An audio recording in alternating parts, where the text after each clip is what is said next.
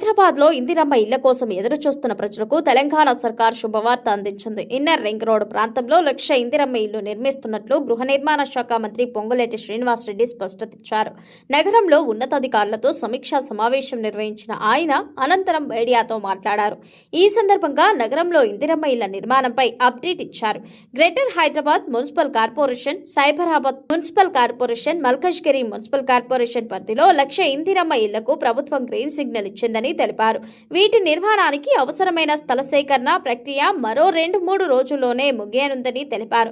ఇవాళ తెలంగాణ కేబినెట్ భేటీ జరగగా దీనికి ముందు అధికారులతో పొంగులేటి సమావేశమయ్యారు.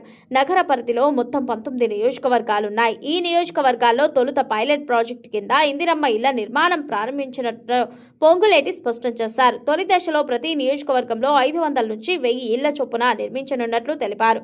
2-3 విడతల్లో మిగిలిన ఇళ్లను నిర్మిస్తామని చెప్పారు. పేదవారి సొంతింటి కలను సాకారం చేయడమే తమ ప్రభుత్వ లక్ష్యమని ఆ దిశగా అడుగులు వేస్తున్నట్లు తెలిపారు. నగరంలో లబ్ధిదారులపై ప్రతి ఒక్కరికి ఇల్లు నిర్మించేస్తామని పొంగులేటి పేర్కొన్నారు. నగరంలో నిర్మించే ఇందిరమ్మ ఇళ్లకు సంబంధించి స్థలాల సేకరణ తుది దశలో ఉందని, అనంతరం టెండర్లను ఆహ్వానించి పనులను ప్రారంభిస్తామని స్పష్టం చేశారు.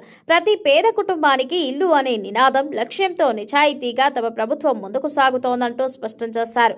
కాంగ్రెస్ ప్రభుత్వం అధికారంలోకి వచ్చాక ఇప్పటికే గ్రామీణ ప్రాంతాల్లో ఇళ్లను నిర్మించిందని, ప్రతి నియోజకవర్గంలో 5,500 వరకు ఇందిరమ్మ ఇళ్లను మంజూరు చేసినట్లు పొంగులేటి వివరించారు.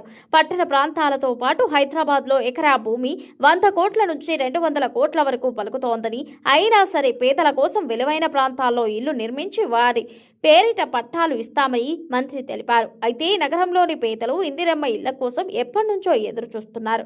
ఇప్పుడు ఎట్టకేలకు ప్రభుత్వం మంజూరు చేయనుండటంతో ఫుల్ ఖుషి అవుతున్నారు.